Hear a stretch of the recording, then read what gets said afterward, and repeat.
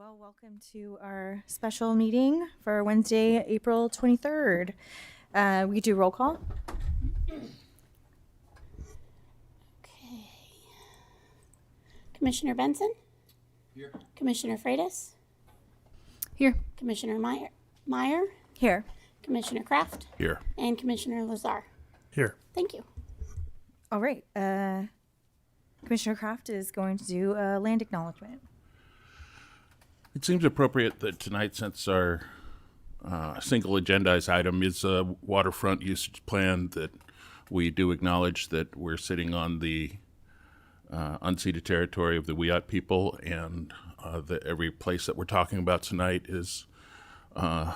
was theirs. In this place we call Eureka and they call Jerujiji, and we're all lucky to live. So I just want to acknowledge that. That's not the written land acknowledgement that I have in front of me, but that is the first thing I wanted to say. And the second thing I wanted to say was that often land acknowledgements are performance, but I'm proud of Eureka for taking real concrete actions that demonstrate that this is meaningful. Back to you, Commissioner Meyer. Thank you. We will do a salute to the flag. I pledge allegiance to the flag of the United States of America and to the republic for which it stands, one nation, under God, indivisible, with liberty and justice for all.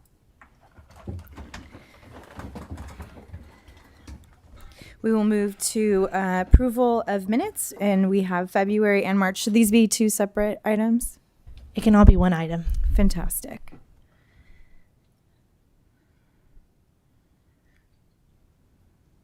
All right, I'll move approval Thank you. of both. I'll second. All in favor? Aye. Aye. Aye. Aye. Thank you. We will open up oral communications, which is an opportunity for anyone to speak on anything that is not currently on our agenda tonight.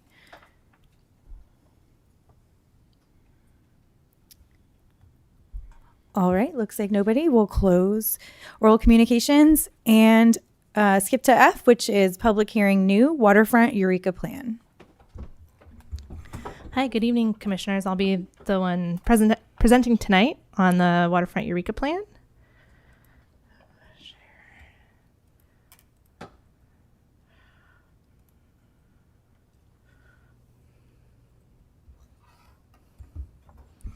We call it the WEP for short. I might be saying that during the presentation.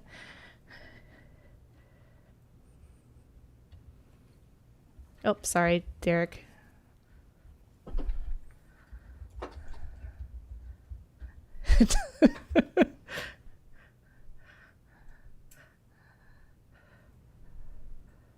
All right. The WEP is a specific plan for the systematic implementation of Eureka's general plan within the city's coastal core area.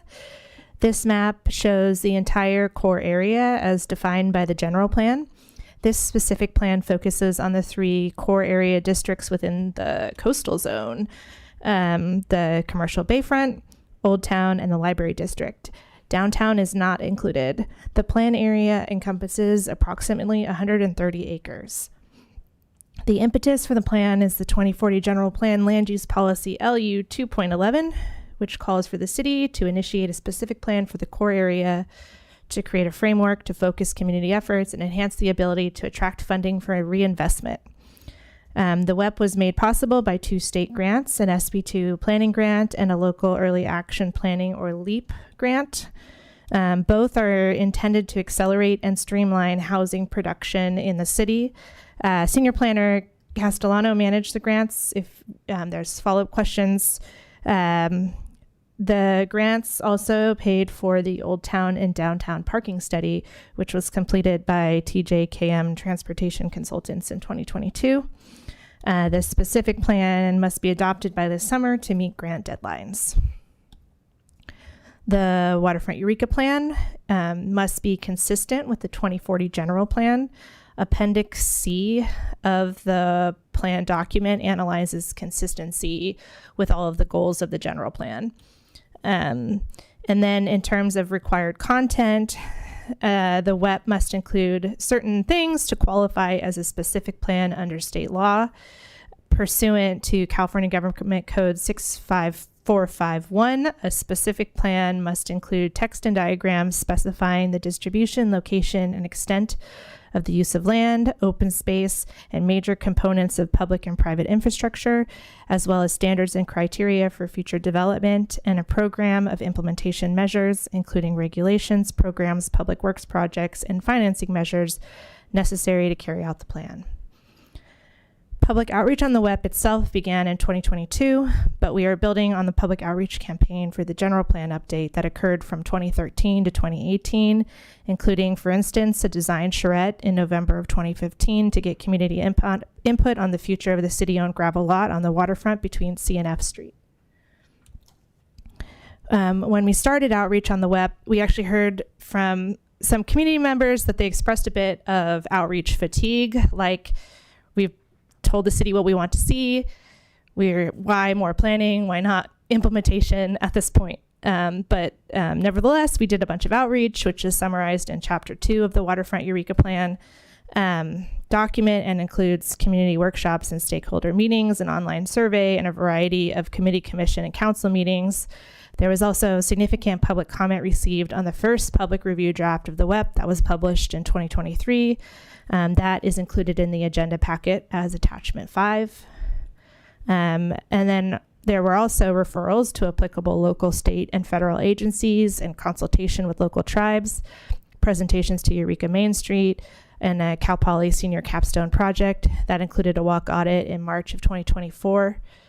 We also did a walk audit with Dan Burden in First Street at some point during this outreach process. I forgot to put that on there. So the WEP plan area is in the coastal zone, where development must be consistent with the city's local coastal program, or LCP. The LCP is comprised of a land use plan, which is the coastal element of the general plan, and the coastal zoning code, which is also known as the implementation plan. The land use and zoning components of the WEP will be incorporated into the LCP update, so you will be asked to review and make a recommendation on those portions of the plan again at a later date as part of the larger LCP update. And those portions of the WEP will not become effective until they are adopted by the city as part of the LCP update, and that update is certified by the California Coastal Commission. The Coastal Commission will not certify that document unless it is consistent with and adequate to carry out the policies of the Coastal Act. The Coastal Act policies that have the greatest effect on the plan area are those that call for the prioritization of coastal dependent, coastal related, and visitor serving uses over general residential and commercial uses. It's important to note that even though the WEP is called the Waterfront Eureka Plan, it is focused on just one portion of the city's shoreline, and that we have a lot of bayfront land beyond what is in the plan area. The plan area is where the city's LCP really prioritizes visitor serving commercial and recreational uses, whereas there are other portions of the city's shoreline that solely prioritize commercial fishing and coastal dependent industry, such as the fishing industrial district that is located directly west of the plan area's commercial bayfront. Okay, moving on to plan content. Chapter 1 is the intro. Chapter 2 is the summary of community outreach. Chapters 3 and 4 are mostly focused on the 3 plan area districts, starting with their existing conditions, then exploring 3 alternative futures. And then those futures were combined and molded into a preferred future or vision for each district, which was then translated into land use designations and then zoning districts.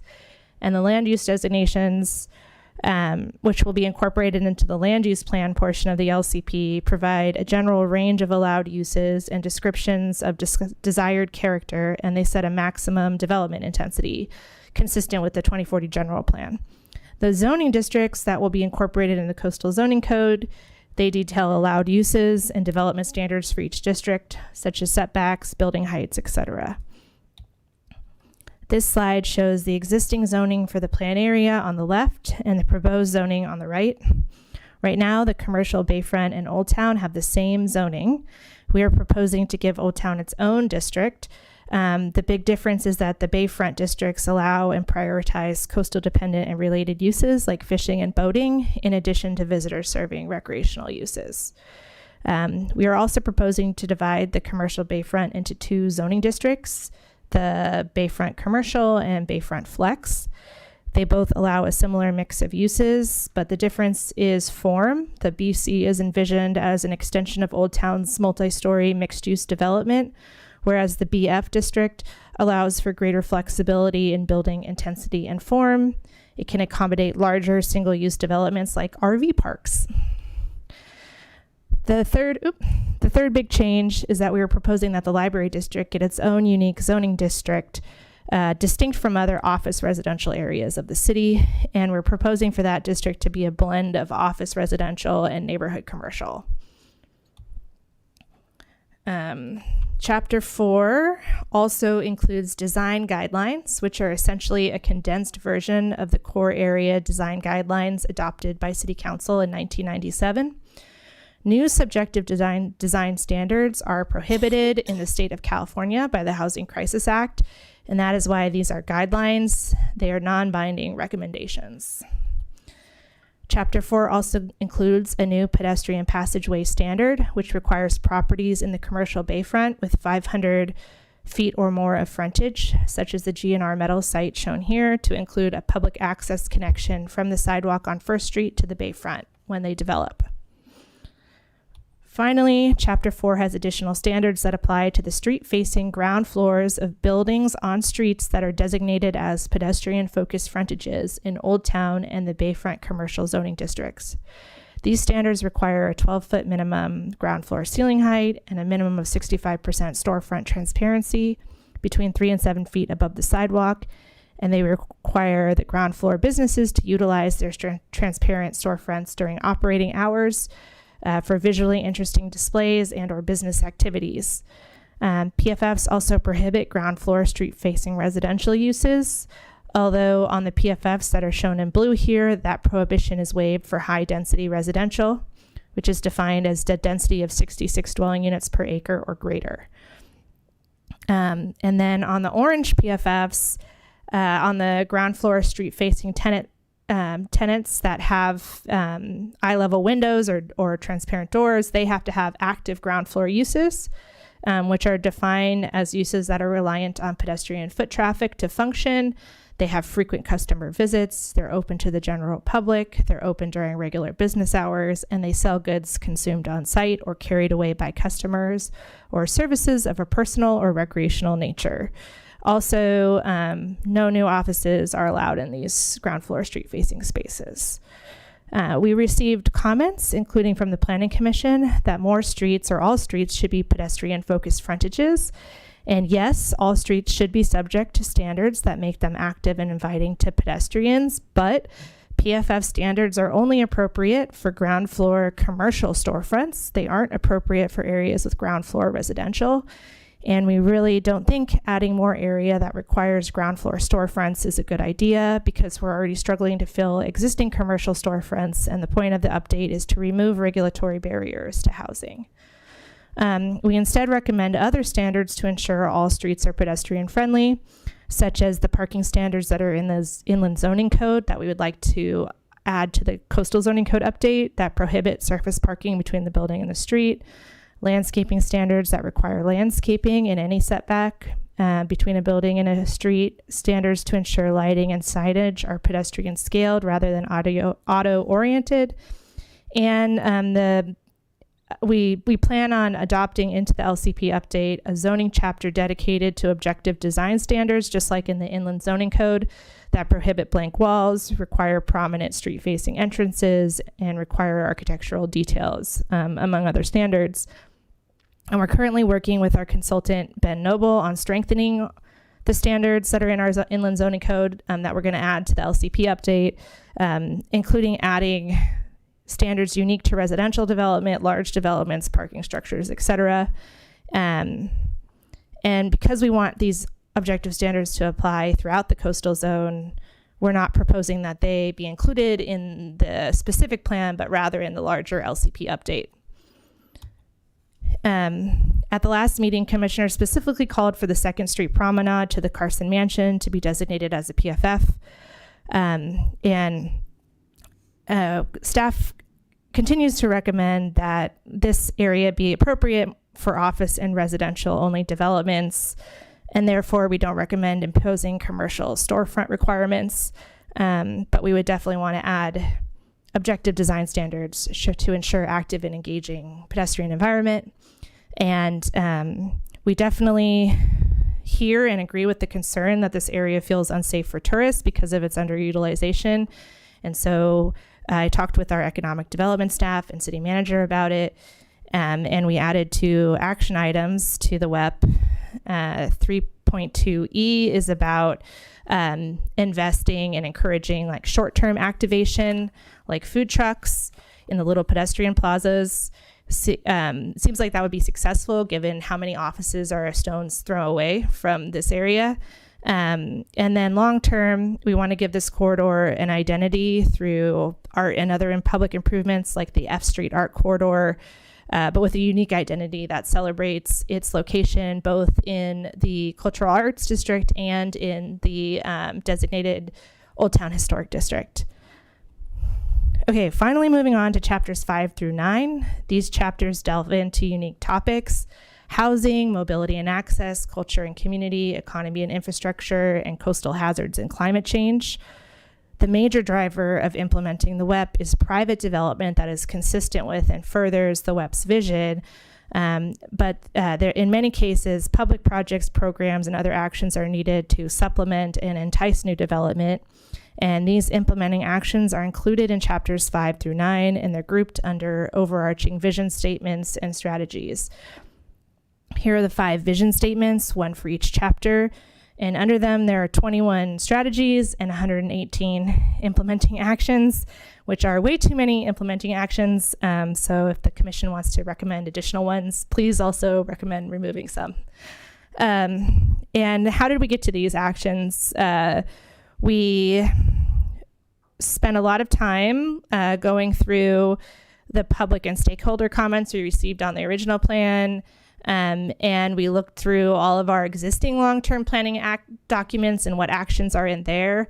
And we had conversations with the staff responsible for implementation, community services, engineering, economic development, Humboldt Transit Authority staff, et cetera. You can see the source of each action in chapter 10 of the plan. It's the last column in the implementation matrix. So yeah, chapter 10 includes the implementation action matrix, which gives like timing and responsible party for each action. It also introduces Appendix D of the plan, which is about funding and financing, and Appendix E, which is about CEQA streamlining for future development in the plan area. And then chapter 11 is just the definitions for all the land uses that are listed in chapter 4 regulations. Okay, so the plan itself is subject to the California Environmental Quality Act, CEQA. But an environmental impact report was prepared for the 2040 general plan and adopted by City Council back in 2018. And that plan analyzed build out of the city through 2040, including anticipation of 1,886 new residences and 1.6 million square feet of new non-residential uses. And the specific plan is really meant to implement the general plan and is consistent with it. And there are CEQA provisions that prohibit the preparation of a subsequent or supplemental EIR for a project unless certain criteria are met. There has to have been substantial changes to the project or substantial changes to the circumstances under which the project will be undertaken, or new information of substantial importance, and the results of that change or information are new significant environmental effects or a substantial increase in the severity of previously identified significant effects. And we don't believe any of these criteria are met. So instead of preparing a supplemental or subsequent EIR, we prepared an addendum to the general plan's EIR from 2018. And that addendum explains how the WEP does not result in new or substantially more severe or significant environmental effects than what was analyzed in the general plan EIR. Okay, so WEP adoption. The Planning Commission tonight will be making a recommendation to City Council, and then City Council will take action on the WEP at their meeting on May 6th and on the CEQA addendum. But as I alluded to earlier, that's not the end of the story. Then staff's going to incorporate the WEP land use and zoning provisions into the larger LCP update. We're going to bring that LCP update back to Planning Commission for a recommendation, and then to City Council for adoption and transmittal to the Coastal Commission. And then there'll be a hearing at the Coastal Commission to certify that document. And that's when the land use and zoning will go into effect after certification by the Coastal Commission. But the rest of the plan, all the implementing actions will go into effect once and if adopted by council on May 6th. Okay, so the recommendation is for Planning Commission to hold a public hearing, consider the draft Waterfront Eureka plan and CEQA addendum, and then adopt a resolution recommending City Council adopt the WEP and CEQA addendum. And I will stop sharing. Thank you for the summary. I know that you guys have worked really hard on this, and for how long, because I've been hearing about it since I joined the commission in 2018. So I know it's been a long time coming. So congratulations for getting this far. Yay. I'll open it up for questions for staff.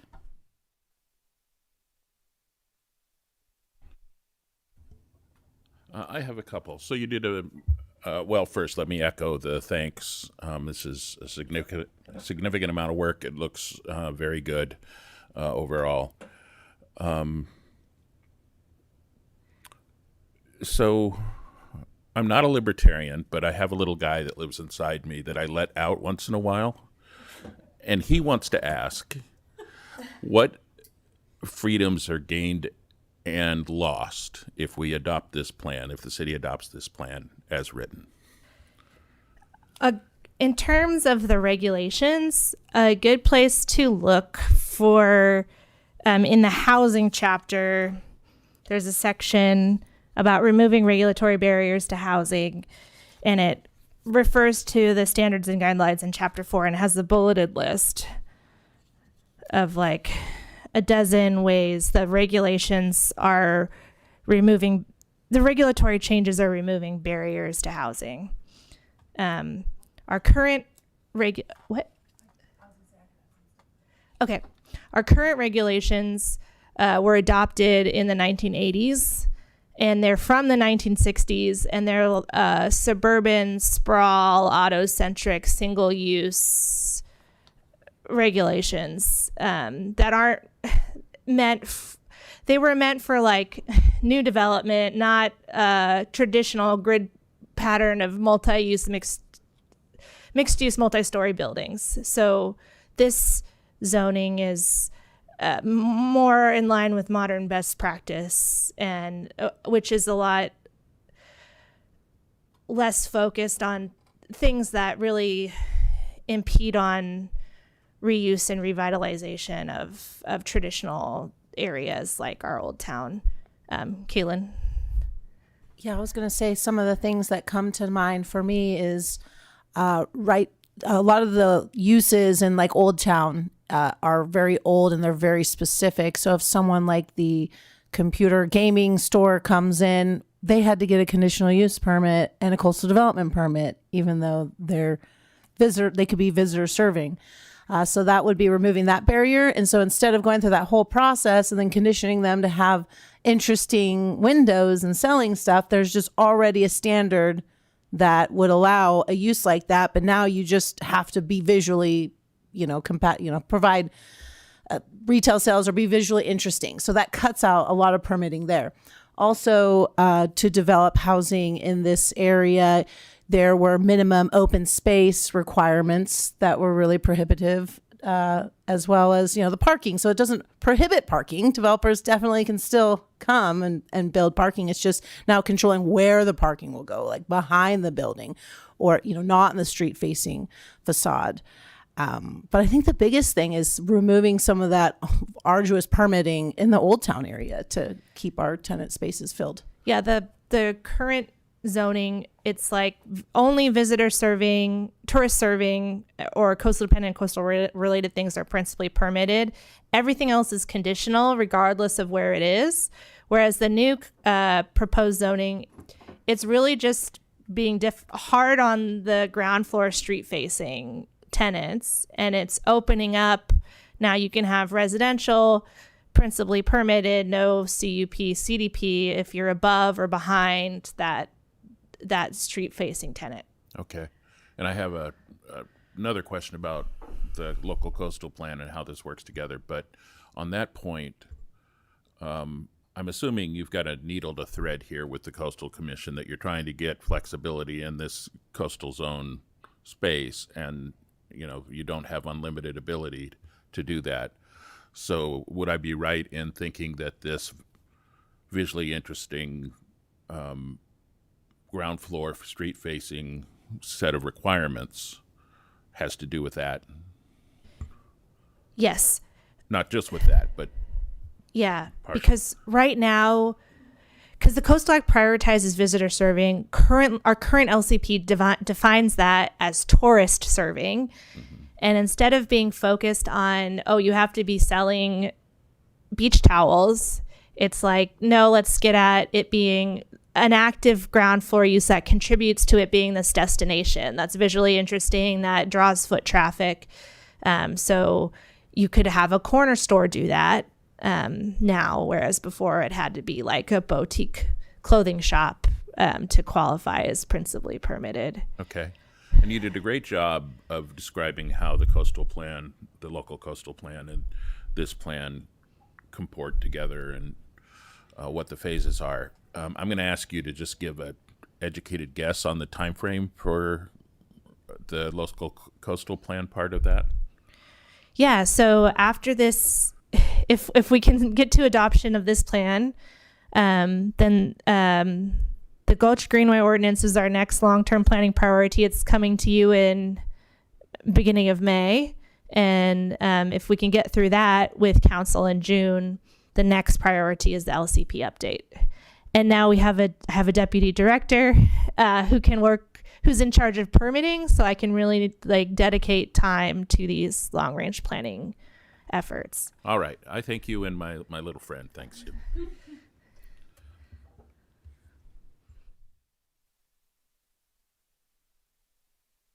The one thing I wanted to ask about, and I'll just pre-apologize and say I didn't read the addendum that closely, so if this is addressed in there, you said that we're tearing off of the EIR for the general plan, correct? Okay, and so the addendum approaches Correct. And I think it's appropriate to do an addendum, but the one thing, the timing of the general plan EIR's certification was 2018, is that right? Correct. And SB 743 took effect in 2020, and it changed the transportation analysis section. So how are we handling it? I would think that this, just by nature of what it's doing, will be lowering potential VMT through the mixed use elements and things of that nature. But how did we kind of deal with reconciling the fact that the LOS approach was what we were using under our general plan versus the VMT? Yeah, what's great is that the California Attorney General, Rob Bonita, in a CEQA case involving the city, a recent CEQA case where we were sued, the Attorney General confirmed that level of service impacts can be disregarded in further CEQA analysis related to the city's general plan EIR, and we quote what the Attorney General said in our transportation section of our addendum. Wait, so it was our city was in a case? Yeah. Well, that's convenient, I guess, for this. Yeah. Well, I will split the hair to say it means we're not bound by those kind of archaic policies or analysis that was in the general plan, right? It doesn't have to persist into the future even because the checklist changed. But as far as how did we handle the VMT discussion in the context of the addendum for this action? Also, what's interesting is that our general plan found vehicle miles traveled to be a significant impact, and we adopted overriding considerations. So basically, this plan is not going to substantially increase the severity of that significant impact. So it's a pretty straightforward analysis. Okay. Yeah, I'd like to clarify that the general plan EIR did do a mini VMT analysis, and they acknowledged that that was coming up. Yeah. Okay. That sounds good. I don't need any more discussion on that. You showed an exhibit during your presentation, Director Kenyon, that was a grid of the PFF stuff, and you were showing orange and blue and how the ones that were in, one would allow an FAR upwards of 66, is that right? And the other one wouldn't, that to unlock the ground floor Residential. not being commercial or something, you had to achieve a certain density. Is that Correct. right? And how did you decide on what was red, what was green, orange, and what was blue as far as where you could do that? Yeah, we had a bit of a conversation about this at the last Planning Commission meeting about getting to that orange and blue area. The orange is like the core of the core visitor serving area. And that was, we got to that through, our discussions with Main Street and then the Cal Poly Senior Capstone project where they inventoried all the ground floor uses. And then we did a walk with a bunch of the business and property owners to talk about it. And that's kind of how we got to the core of the core, because the area Old Town is much larger than like visitor served tourist oriented areas like Cannery Row and Monterey that get way more tourists than we do. It's too big. So we're trying to dwindle down the area that's like hardcore. You have to be visitor serving and open it up, because if you look towards the outer areas of what's designated as Old Town, it doesn't feel the same. It's got a lot of conversion of old houses into commercial and offices. Right. Okay, that makes sense. And I think, would you say that kind of is an illustration of where we're trying to push the envelope with the Coastal Commission and their level of comfort on certain things?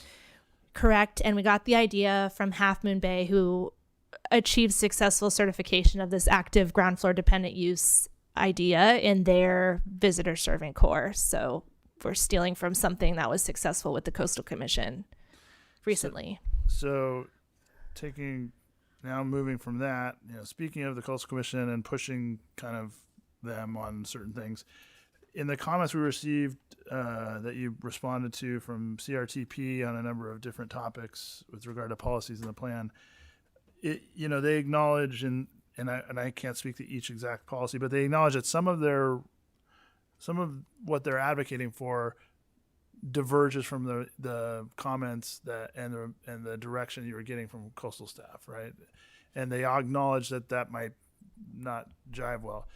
I guess, correct me if I'm wrong, it seems highly unlikely that any jurisdiction drops something off with the Coastal Commission for certification and then it just passes with flying colors and doesn't get modified at all and gets adopted. It happens. But the Crescent City Harbor LCP update just recently got certified as submitted. That's my goal. We can do it. So I guess, okay, we could agree to disagree on the likelihood of that. I hope you're right. In my opinion, why not push the envelope if suggested modifications are going to be inevitable?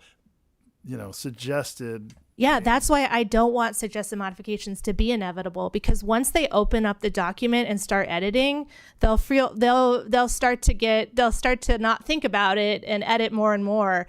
If they have trouble justifying opening up the document in the first place, then that's where I want to get. That's my strategy. Yeah. It sounds like it's almost like you have some experience of this, but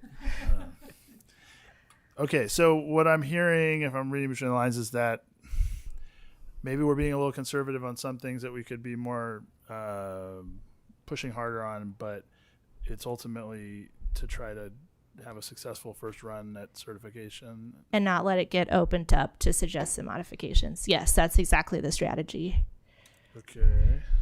And I think that's about it. I just want to, for now. Oh, You can tell me I told you so no, I don't want to. when it happens. I'm all for it. I haven't successfully done that yet, but that doesn't mean you can't. And if anyone could, I think you could be that person. So I will. I don't want to suggest that I don't have confidence in you. Yeah. So I guess this is a very specific question, and I don't know.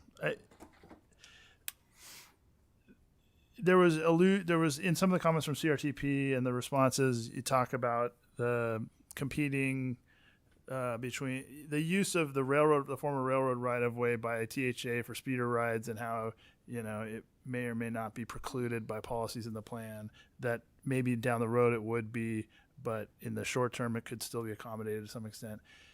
In its current draft, that's sort of where we've landed on it. There's nothing that explicitly forbids that. Correct. The current draft has an action to call for more planning for First Street Waterfront Drive, because from the 2023 public draft, we received a lot of conflicting and passionate comments about that railroad right of way. Okay. I think that's all I have for right now. I think I'd like to hear public comment before And we're hoping that the Great Redwood Trail agency, we could partner with them to get funding for some community outreach where we really get into the engineering and the space that we have and what could be done. Yeah. Okay. Thanks. What would the Coastal Commission, what would you think their biggest reservation for okaying this plan? The not prioritizing enough the visitor serving, coastal dependent, coastal related uses. Like in the commercial bayfront, those are the uses that are principally permitted. But and offices and residents have to be above and behind another primary use. I think they would probably prefer that to be above or behind priority use, not just any primary use. I shouldn't have said that out loud. Well, I'm just curious as to why they would have any reservations for this plan. I mean, to me, this plan is I love it. It's deregulating situations where it makes it hard for people to add housing, because that's one of our main issues currently is housing. So I just don't understand personally why the reservations would be there, but I've also had my experiences with the Coastal Commission as well, and not everything always makes sense. So I was just curious as to what you thought, what we think is the biggest reservation to okaying this. Yeah, what's cool is that, or exciting, is that a few years ago I would have said parking, but they've definitely changed their tune on that.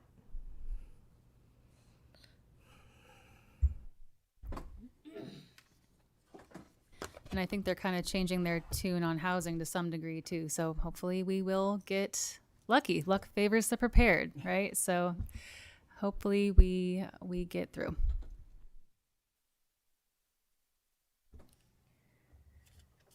Any further questions for staff before I open up to public comment? All right, we'll open up for comment. As a reminder, you'll have 3 minutes. And please state your name and city of residence.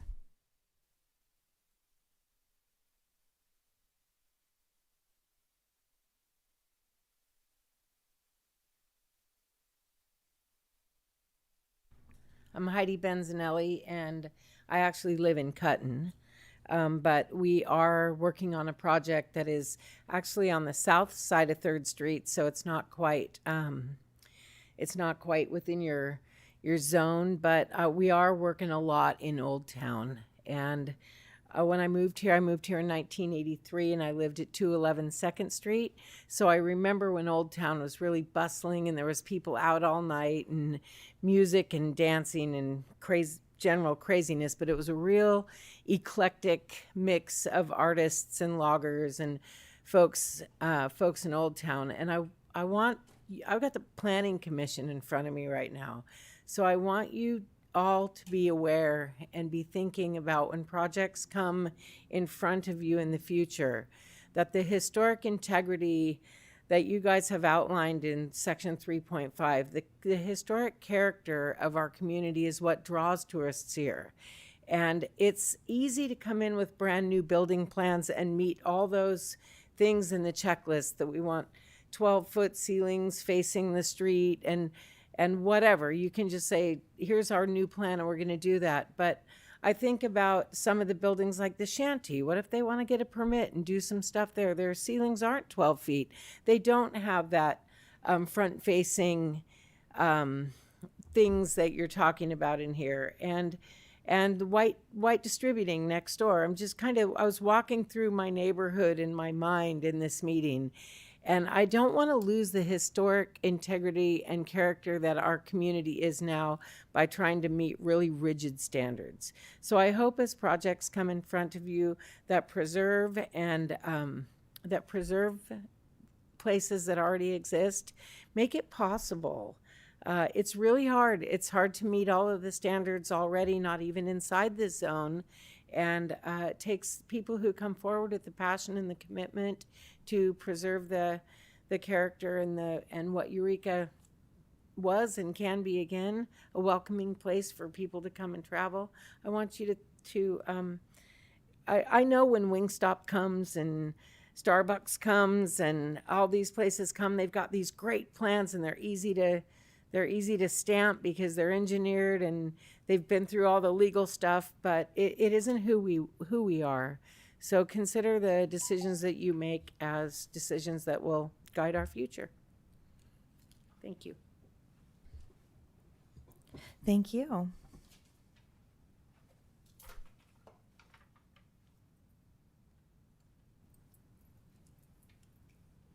I just have a couple of general comments. I am really in favor of the direction where this is going. The thing that concerned me reading all this information was the emphasis on tourism. And I realize now where it's coming from. So I appreciate very much all that information. I'd like to see Eureka be primarily for the residents. And I'd like to see people who come and visit here be honored guests and not somebody to be fleeced. And the other thing that I wanted to mention, when it comes to building buildings, do we have regulations in place that will limit the number of possible buildings that are going to be turned into short-term rentals? And if we don't, we should be considering that now before we have a problem with a lot of housing units being used as short-term rentals, Airbnbs and whatnot. And the only other comment I have is just a couple comments on sort of architectural stuff. The more balconies we put on buildings, the more connection you have between the buildings themselves and the people who live in them and what goes on in the street. The other thing is every new building should have its dumpster and its trash cans in the building where it can be accessed by the trucks out of the alley. But the dumpsters and the trash cans should not be sitting in our alleys, which could be a real asset for Eureka. Thanks. Oh, my name's Midge Catching, and I live in Eureka. Thanks. Thank you, Midge.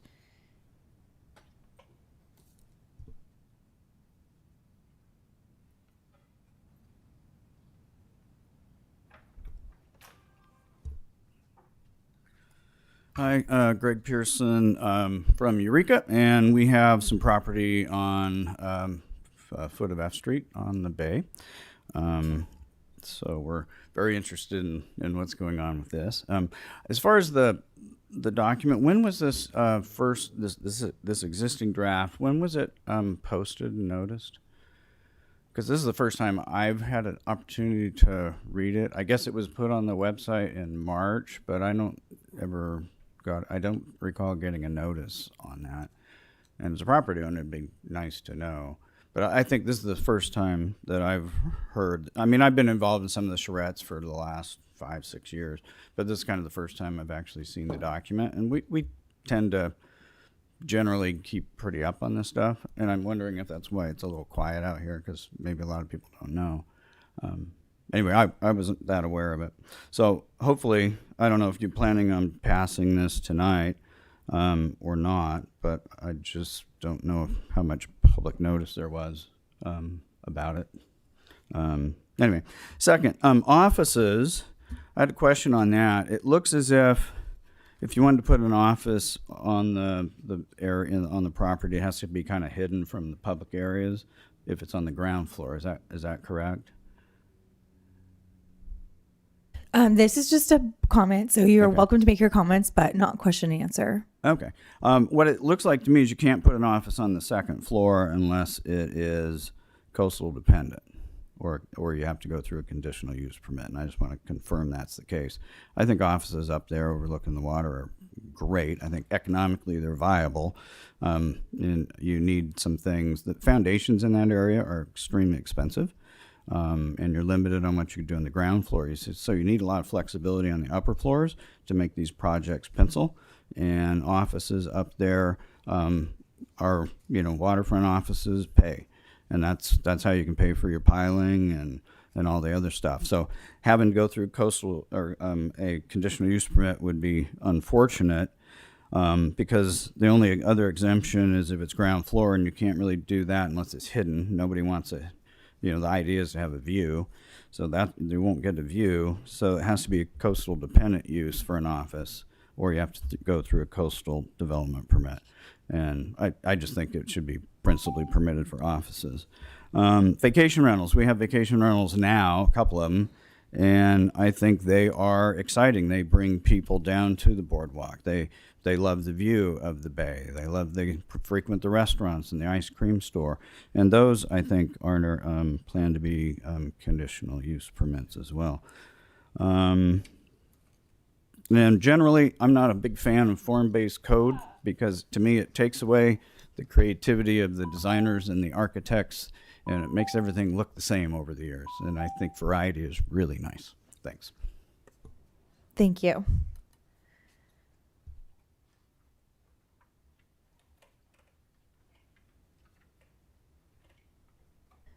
Any further comment from anyone in attendance? I don't see any hands raised on Zoom.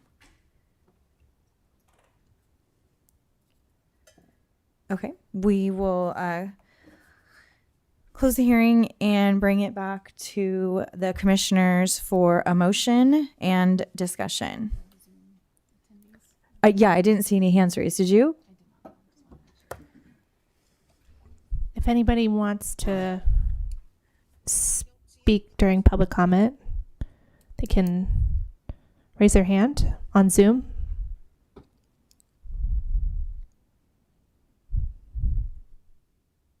Can I just say I'm sorry there aren't, and I'm surprised there aren't more people here. Thank you for your comment, Midge. I'm not. Okay, we'll bring it back to commissioners for a motion and discussion. If you would like to maybe take 1 second and address the noticing question from Mr. Pearson, that'd be great. Yeah, we gave a 20-day mailed notice, and we put a notice in the time standard 20 days ahead of the hearing. And if Raylene is still here, she can look up. Oh, go ahead, Raylene. No problem. So the public hearing notices were mailed on March 28th, which gave us a 20-day, which is why we had to hold the special meeting instead of our original. And it proof that it was in the newspaper on, sorry, I'm looking that up right now, on April 2nd, it posted in the newspaper. And unfortunately, I'm looking for Pearson, but I know you've got multiple different company names, so I'm having a hard time finding where your notice went, but I will continue looking into that and I will figure it out. Also, we printed a bunch of the notices and took them down around the plan area and posted them. The difference here than other recent planning efforts is that we didn't get a free newspaper article, which we usually get in the Last Coast Outpost and Time Standard about an upcoming planning effort. And I think it's part of this fatigue. Like, I talked to some city council members and they were like, didn't we already adopt this plan? So, yeah, we did not get that free advertising we usually get. I would agree. Like you said, it's been talked about since I came on the commission in 2018. And just to address Midge, just to get this off the plate, but Commissioner Kraft, can you refer her to the meeting that you gave your presentation about the short-term rental so she could look back on that? I don't actually have the date of the meeting, but I can do 30 seconds on the process. So vacation rentals have been a concern, both for citizens and for this body. Commissioner Mayor, Chair, assigned Commissioner Lazar and I, along with Director Kenyon, to do some research on the topic, come back to the commission with a draft. We did the kind of iterative thing, eventually went to the city council with a number of recommendations. I'm not going to say that they loved everything we had to say, but in general, we have taken that very seriously, and we're a quasi-judicial body, so we don't make policy here. We read rules and try to apply them as best we can. So we have made recommendations to the council that would not immediately restrict a lot of vacation rentals, but would seek to set a cap so that we don't I don't think we're going to turn into Trinidad, but in that way we don't want to. We don't want 40% of our housing to be done that way.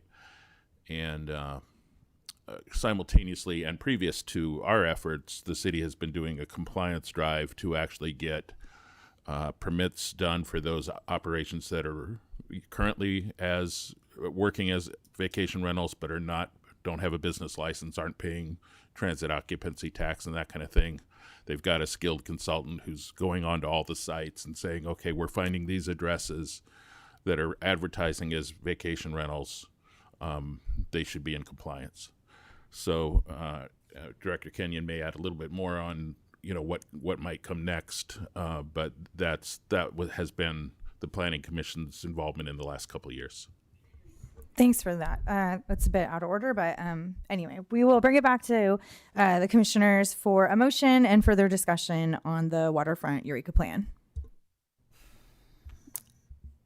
I had just one additional clarification for Mr. Pearson, which is that we are not adopting the plan tonight. We're making a recommendation to the city council, so there will be additional opportunity to attend a meeting.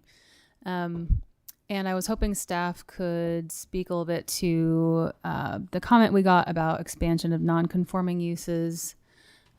Could you just, if there is anything in the code about that, I off the top of my head don't know the answer to that. The questions from Heidi Benzinelli? Correct, yeah. If the shanty wanted to expand, I don't know how they would expand it, but So for the pedestrian-focused frontage standards, we really thought about not screwing over existing historic structures. So the 12-foot minimum ground floor ceiling height, it applies to all new buildings.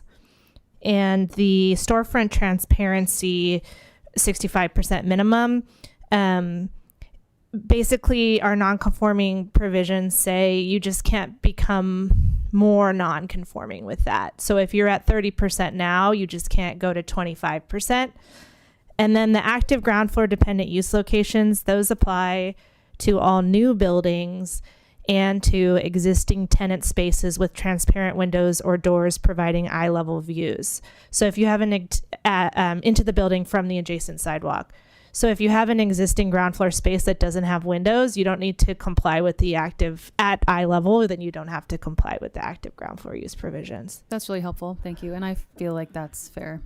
I don't have any other comments. I'm ready to adopt this when the rest of the commission is. Thank you. If you're prepared to make a motion, we can bring discussion and go from there. Boy, howdy, let's do it. I move the Planning Commission adopt a resolution recommending the City Council adopt the Waterfront Eureka Plan and associated CEQA addendum to the 2040 General Plan Environmental Impact Report. And I'll be happy to second. Further discussion? Comments? Addendums? So I'll just say real quick, I'm pleased with the plan overall, and while I'm sensitive to some of the public testimony about the shortness of the time frame leading up to tonight's hearing, I'm also comforted by the fact that it's been a long process, as he said, and I don't think that the changes that have been done from the 2023 to 2025 vintages of the document are so profound that they're to be surprising to anyone. So I think it's really just dialing things in, and I feel comfortable taking action tonight. I agree. I know that you guys worked really hard, that you're trying to mitigate comments from the public as well as adhering to standards. So I appreciate your work on that, and also trying to keep the unique flavor and charm of our old town. I will, let's do a roll call vote. Actually, I have an oddly specific thing. So if there were other people who wanted to talk about this in general, I'm not seeing you two jumping in. Okay. So I was copied on a public comment that is actually about the local coastal plan that was sent to Director Kenyon. And there is part of that I think is germane to what we're talking about tonight. And we don't have to do anything with it tonight, but I'll put it out there. This was from Ken Bates, a commercial fisherman who has presented to this body and a number of others. He's a pretty active guy on behalf of fishermen. And he suggested or requested that the Planning Commission appoint a subgroup that would look at how Eureka might uplift the commercial fishing industry, and suggested 1 or 2 commissioners, planning staff, some number, probably 1 or 2 commercial fishermen. So, you know, I am not, I'll look at counsel and staff, on legal counsel and staff, I should say, on how that might happen, and, you know, whether you as chair want to do that. I have business ties to commercial fishermen, so I have skin in the game for better and worse, but I would be happy to be either one of 1 or 1 of 2 commissioners if that's appropriate, and if that body was put together. And Director Kenyon, you know the bandwidth, so maybe you want to weigh in on whether... I think we should agendize this to discuss it. Okay. I agree. All right. I like that. I did what I intended to do, and I'm prepared to vote. Thank you. Let's take a roll call vote. Commissioner Benson, Yes. Commissioner Freitas, Yes. Commissioner Kraft, Yes. Commissioner Lazar, Yes. and Chairwoman Meyer. Yes, motion Motion carries. carries. Thank you. All right. We will close the public hearing, and it doesn't appear that we have any director's reports or communications needed to add, except for we're going to add that agenda item. Thank you for that. All right, we'll adjourn. Thank you for being here.